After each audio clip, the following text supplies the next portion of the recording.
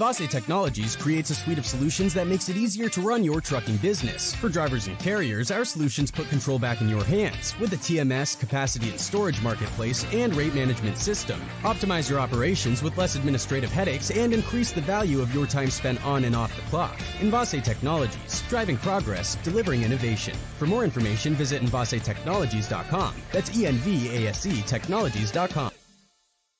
Hey, supply chainers, wherever you are in the world, this is Sarah Barnes-Humphrey with you today. Are you ready? Let's talk supply chain.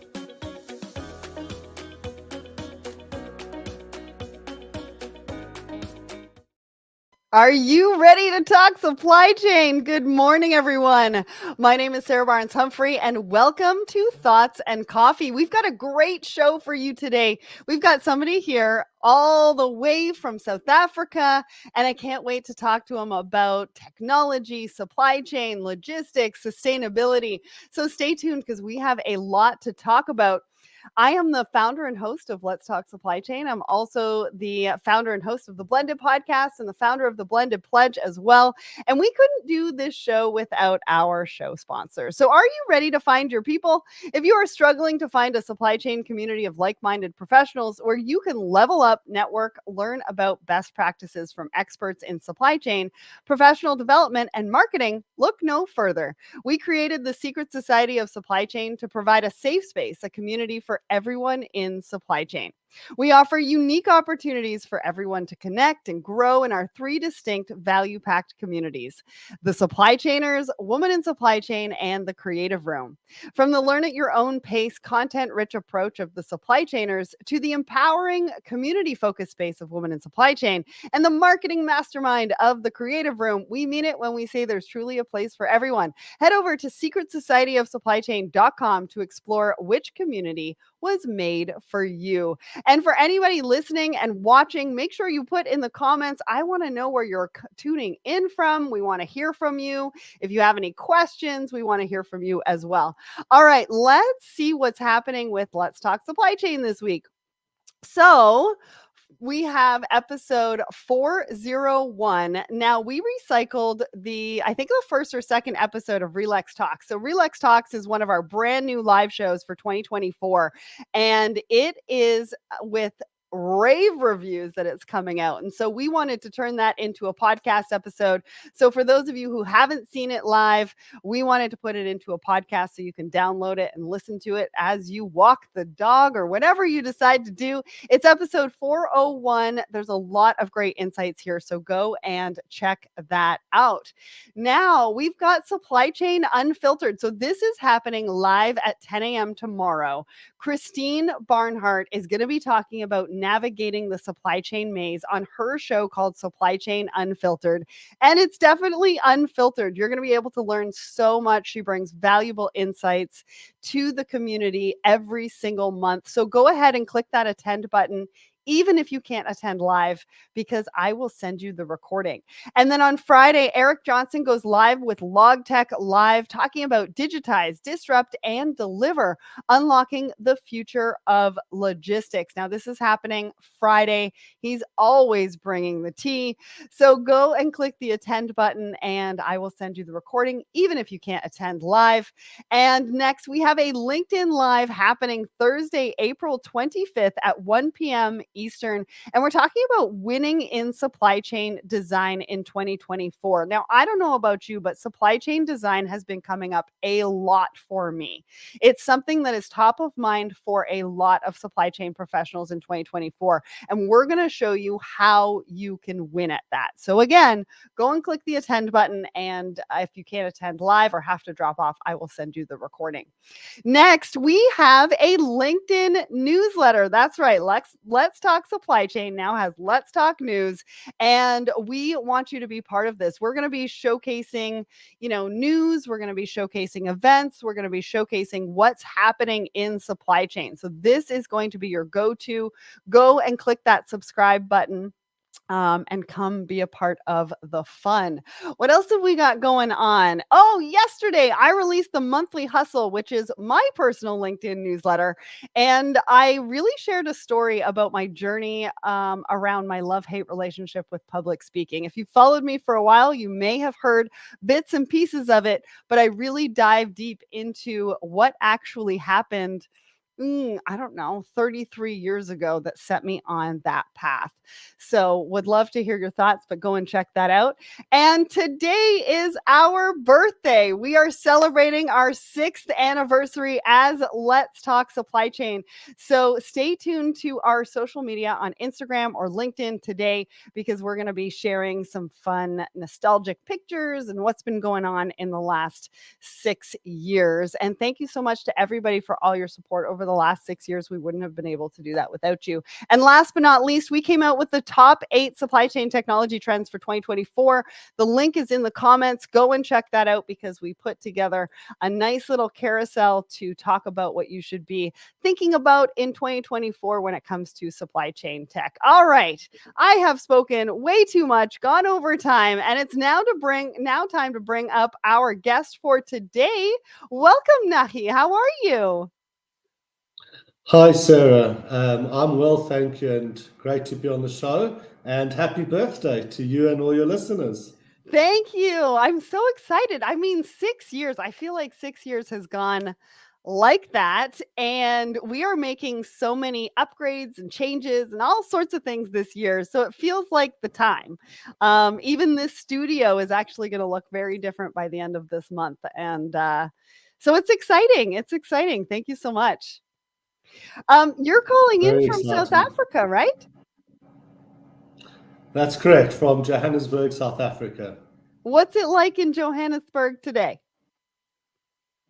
So it's starting to get a little cooler, moving towards the winter now, being in the southern hemisphere, but still, beautiful blue skies and wonderful place to live. Amazing, amazing. I have not been there yet, but it's definitely on my bucket list. So hopefully one of these days. All right. So why don't you let everybody know who you are and what you do? Sure, thanks, Sarah. So my name's Nachi, and I lead the business development team for WiseTech Global into Africa. And I also act as the global customs domain owner, where basically I work together with our team and customers around the world to see how we can tackle this really challenging question of global customs and compliance, on a global level. It kind of sounds a little bit like an oxymoron, global customs and compliance, because we're all aware that, it's a very localized thing. Yeah. And every country and every region has such specific requirements and complexities that to even look at this at a global level is inherently very challenging. Mhm. So quite enjoying trying to, solve these challenges together with our customers. Yeah. Well, and you're the right guy to do it. This is the second time you've been on the show. I believe you were on a podcast before, or maybe it was a live, and we had a lot of fun. You gave the listeners so much incredible insight. So I'm looking forward to more of that today. But I want to give a shout out to Audrey Ross because I hope she's watching right now because what you're talking about, global customs, she deals with on a regular basis, and it is not easy. So I hope she's watching and probably nodding her head furiously at everything that you are saying right now. All right, let's get to the poll of the week. So we asked everybody a question, and we ask everybody a question every single Wednesday morning across the Let's Talk Supply Chain, LinkedIn, and Instagram. So the question was, which area do you see the most potential for supply chain optimization through AI? Now, we had almost 400 votes for this one. 50% of you said demand forecasting. 23% of you said inventory optimization, 16% of you said route optimization, and 11% of you said warehouse management. Nachi, what did you think of these results? I find these results very interesting. When we talk about AI or machine learning or a lot of these different technologies, the boundaries of what actually each thing is often get a bit smudged. But what's clear is that when we are dealing with massive amounts of information, and we need to be able to make decisions on how to do things like demand forecasting or route optimization, or how to manage our warehouse and inventory, we need tools to help us to make sense of all this data and hopefully to provide us with actionable insights. We're just seeing the start of how these tools and AI can really help us. And a lot of that is about helping us to have the relevant, pertinent information at hand at the right moment. For example, the latest routes or schedules of ships, or the latest rates, for example, or maybe even where there's different clog ups in the supply chain, so there could be delays in transit time. So it's quite incredible that as we are starting to be able to access all these different sources of information and how we can start bringing them all together, the intelligence of the decision making of users. So I think, it's important to look at a lot of these tools not as something that should be making the final decisions necessarily, but something which is providing the user with insight and all the pertinent information at hand, so that they can then make a very well guided decision along all of these areas. One place where I see is lacking on the poll is, again, customs and compliance, because when you think about the amount of rules, laws, procedures, documents, certificates of origins, destination, dual use, data, harmonized codes, for a user to stay on top of that in this ever-shifting world of regulation, it's incredibly difficult. And so I think that AI and machine learning and better, indexing of information is going to be incredibly powerful in that space as well. Great. Awesome.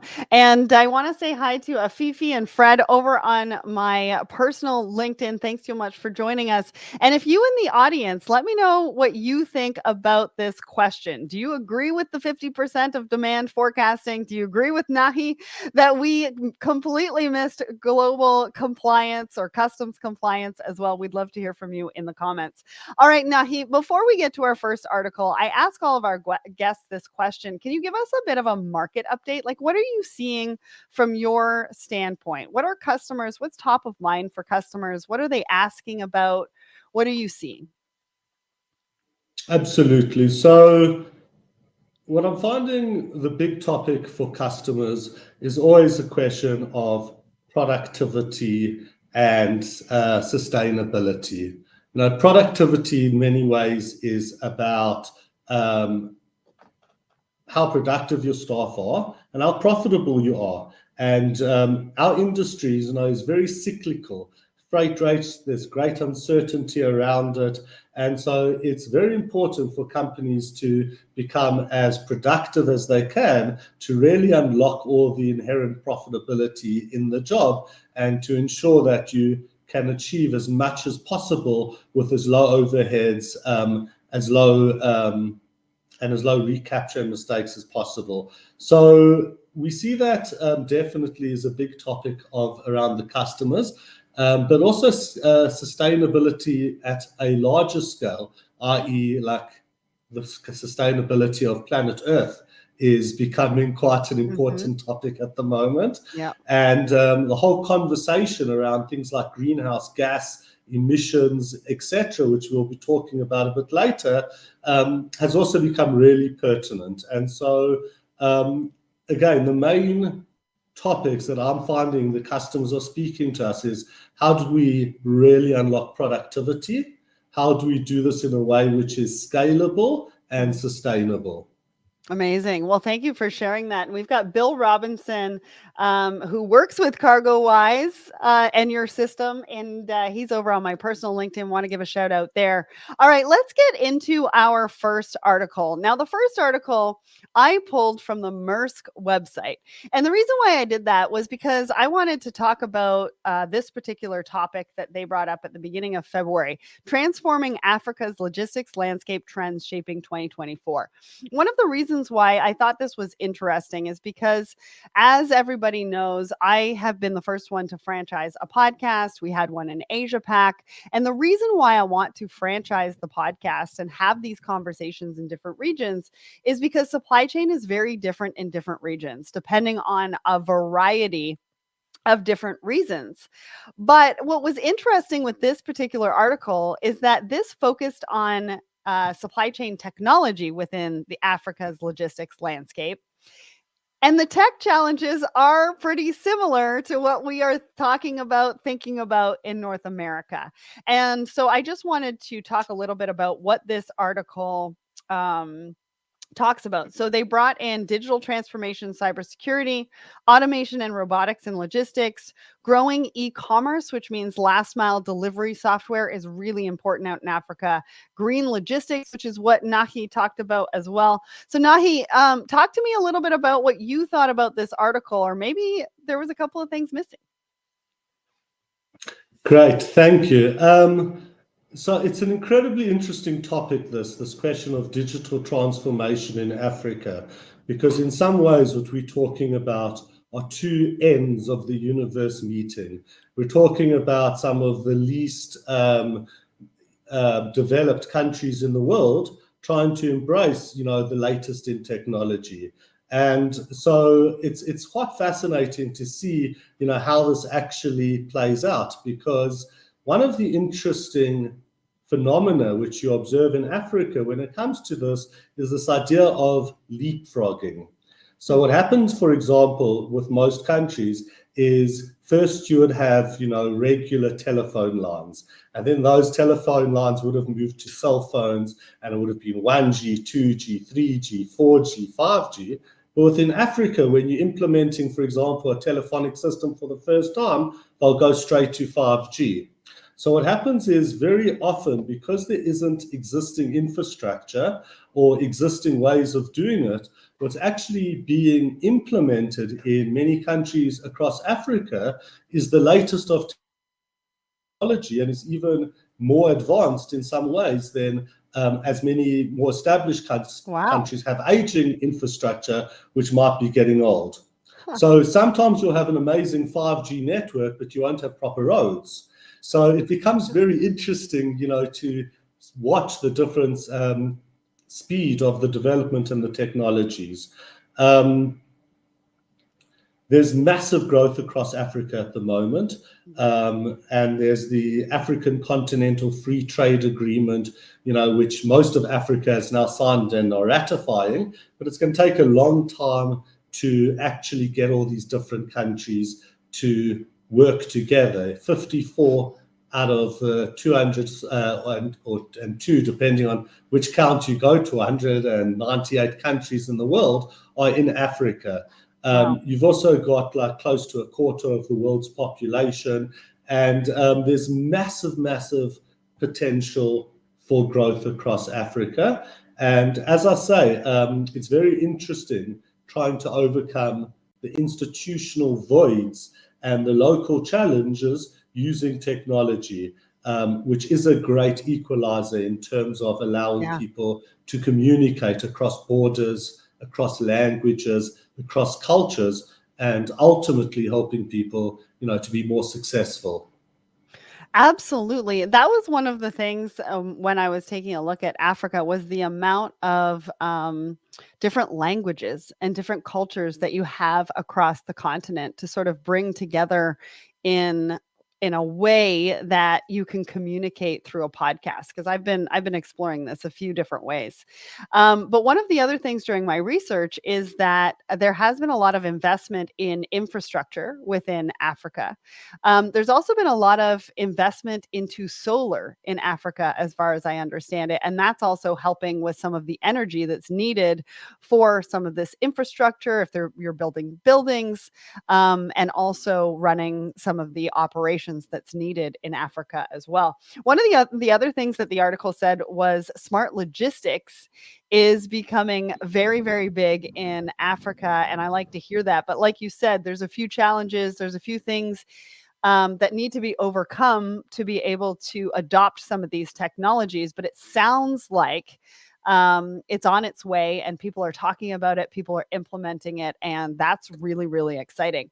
All right, let's get to our next article. It's not really an article. It's more of an ebook that CargoWise wants to share with you about global customs and compliance. Now, what they're talking about is logistics is prioritizing speed and efficiency.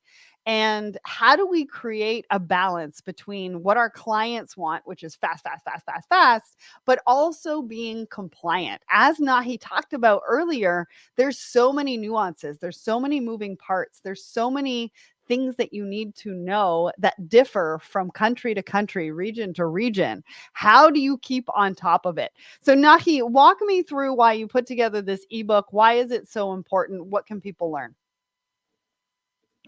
So it's a real challenge, this idea of global customs. If we're just talking about global customs in a single country, we can understand the complexity and how important it is to get it right. When we get it wrong, the risks are not just delayed shipments, but they can be incredibly challenging risks in terms of penalties which are leveraged against companies, and even the reputational damage. And this question of customs and compliance is a challenge which is only getting more complex all the time. As we've discussed, there are so many different legislative requirements which have to be covered depending on the product which you're using, the origin, where it's coming from, where it's going. Maybe the product can be used for dual uses, and therefore you've got to be careful because though it might be just a computer chip in one product, it could be actually used for other purposes. Right. So for the average person to be able to know and remember all of that complex information and to have it at hand to make the right decisions is very challenging. And a user, could in a moment make a mistake that could have deep financial, reputational risk for both the importer-exporters and the freight forwarders. Now, when you take that question from one country and now you multiply it, let's say where you're working over 50 countries now, and it's not just 50 countries where you've got different rules and compliance, but you've got 50 different systems perhaps running. Right. And each of those systems are in different languages, and each customs department has its own processes and procedures. And you're recapturing the data again and again, each and every time, which naturally just opens up a window to making these mistakes. So this becomes incredibly challenging, but it's always been a challenge of, well, what can we do? That's just the way it is. Global customs is an oxymoron, and it's just not a possible vision. So WiseTech has been challenging that and has been investing really heavily, for example, to develop native custom solutions in covering, all of the major English-speaking economies. We're also working to cover the major Asian Pacific economies, as well as the main economies in Latin America. And our stated goal is to cover the entire supply chain, including all of the customs procedures for 90% of all manufactured goods. That's going to be a big ebook. Working. This is going to be an big ebook. We're not quite there yet, but we've got really smart and brilliant people working on this. Mm-hmm. And what a lot of people thought was impossible is actually something that we're now making possible. One of the challenges back to Africa, which we are seeing, is cybersecurity. An interesting thing about Africa, for example, is as we bring these really sophisticated systems to people who sometimes haven't had the full, experience of working through systems their entire life, often these people are at risk of cybersecurity risks and spear phishing attacks and things like that.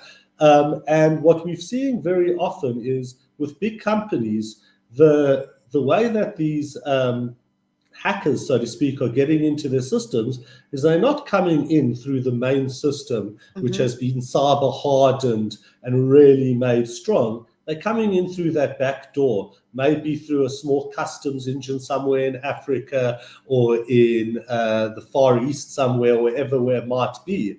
So what we're seeing more and more is that for a company to truly cyber harden, their systems and to make them robust to deal with these latest risks, etc., it's not good enough just to do that with your main systems. It's often these side systems that you're operating in all these side countries, which can be a massive risk for companies. Wow. And so really what the ebook is about is how to overcome many of the challenges we've seen worldwide, which our customers are experiencing, and how having a single system, which would therefore have which is available in multiple languages. So no matter where you are, you could use it in your own language, but still be working through the same procedures and processes, where suddenly you're not recapturing the data, there's global visibility, and also you've got a single contract with your service provider who is a cyber hardened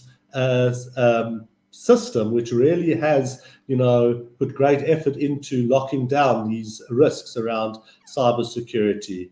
And what this really allows for a company is to start thinking about how do we handle the challenge and complexity of customs and compliance at a global level. Yeah. So up until now, such a topic really wasn't even possible. And this ebook is really to explain and educate about what we're doing and how one can really overcome these global challenges with total local confidence. I love that. Now we've put the comment we've put the link in the comments, so you can go and grab your copy of the ebook. Anybody on my personal LinkedIn, I'll be updating that after we end the show. But cybersecurity is a really, really big topic right now. So who are you doing business with? How many systems do you have? How are they getting in? All right, we only have like 1 minute, a minute and a half, maybe 2 minutes on this last article, but I do want to talk about it. So Forbes came out with an article, 5 proven tips for building a more sustainable supply chain for your business. I know we've been talking about sustainability a lot. Nachi said that it's top of mind for a lot of supply chain professionals. And so I think we still need to talk about it. Now, what you'll get from this particular article are some really cool examples. One of the things that they talk about around building a sustainable supply chain is mapping out your supply chain. Now, when New Balance did this, and this is one of the examples in the article, they reduced their supply chain by 65%. Like that is a really big number. And they made it more sustainable through mapping out their supply chain. The other things that they talk about is reducing transportation emissions, suppliers, continuous improvement, reducing waste, constantly measure the outcome. And I know, Nachi, you guys are working on some greenhouse emissions projects. Can you quickly give us an idea of what that's all about? Absolutely. So just 2 main points that I'd like to mention. The first is that mapping out your supply chain. How many trucks spend how much of their time empty, doing empty loads or half loads. And when we think about not just trucks, but containers, boats, etc., really understanding your demand. And again, that was the big thing that in your poll came out as something companies are trying to get a handle on, as well as then making sure that you're optimizing your carrier bookings and allocations filling those containers, you're filling those trucks, you're reducing the total amount of movements, and at the same time are making sure that you have high availability of goods. That's absolutely vital. And once again, it's a matter of having all the information, being able to see all the bookings, the order, the demand, and then making sure to, optimize that effectively. Absolutely. Now, Absolutely. even if you are doing a highly optimized routing planning, demand forecasting, and fulfillment planning that you've got, there is still going to be emissions.